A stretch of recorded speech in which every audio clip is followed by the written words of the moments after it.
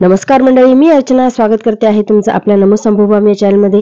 अमावस्या तिथीचे स्वामी हे पितर आहेत, त्यामुळे प्रत्येक महिन्याच्या अमावस्याला पूर्वजांच्या आत्म्याला शांती मिळण्यासाठी आपण तर्पण, पिंडदान आणि श्राद्ध कर्म करत असतो। अमावस्या तिथी ही का बरं महत्त्वाची आहे ते अगोदर बघूया। धार्मिक मान्यतेनुसार अमावस्येच्या दिवशी पितर हे धर्तीवर येतात असं मानले जाते आणि त्यांना आशा असते की आपले जे वंशज आहेत ते आपल्यासाठी तर्पण, पिंडदान, श्राद्ध, दान हे सर्व करतील आणि आपण तृप्त होऊ।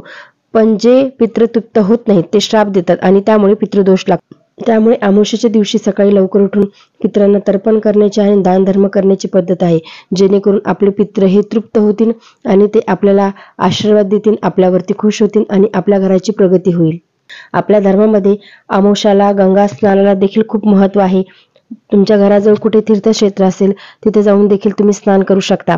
गंगा ही एवढी पवित्र नदी आहे की त्यामध्ये स्नान केल्याने हजारो वर्षाचे तपस्या केल्याचे फळ प्राप्त होते। पंचांगानुसार प्रत्येक महिन्यात अमावस्या तिथी येते। अमावस्या तिथीला हिंदू धर्मात खूप महत्त्व आहे। ही तिथी जगाचा पालनहार श्री विष्णू आणि पूर्वजांना समर्पित आहे। या दिवशी जप, तपश्चर्या आणि दान करण्याची परंपरा आहे। मे महिन्यात म्हणजेच मराठी पंचांगानुसार चैत्र महिना हा पितरांना समर्पित आहे। या महिन्याच्या पूर्व संध्येला म्हणजे चैत्र अमावस्याला खूप महत्त्व आहे। ही अमावस्या पितरांना समर्पित असल्यामुळे या दिवशी पितरांना नैवेद्य अर्पण केल्याने त्यांना वैकुंठामध्ये स्थान मिळते। तर आजच्या व्हिडिओमध्ये आपण जाणून घेणार आहोत की चैत्र अमावस्या कधी आहे आणि पितृदोष दूर करण्यासाठी आपण कुठले उपाय करू शकतो। त्यामुळे व्हिडिओ शेवटपर्यंत नक्की बघा। चॅनलवरती नवीन असेल चॅनलला सबस्क्राइब करा आणि बेल आयकॉनला देखील प्रेस करा, जेणेकरून नवीन व्हिडिओचे नोटिफिकेशन तुमच्यापर्यंत पोहोचू शकेल। पंचांगानुसार चैत्र महिन्यातील कृष्ण पक्षातील अमावस्या तिथी ही 7 मे रोजी सकाळी 11:40 पासून सुरू होणार आहे।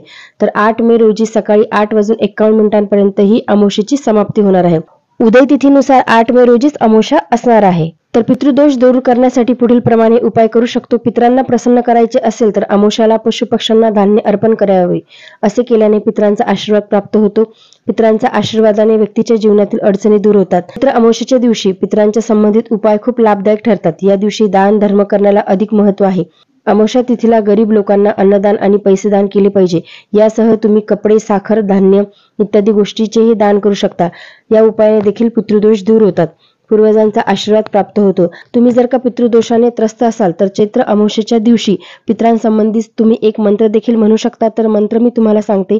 मंत्र असा आहे: ओम आद्यभूताय विद्महे सर्व सेवाय धीमहि शिवशक्ती स्वरूपेण पितृदेव प्रचोदयात। या मंत्राचा जप तुम्ही अमावस्येच्या दिवशी करू शकता।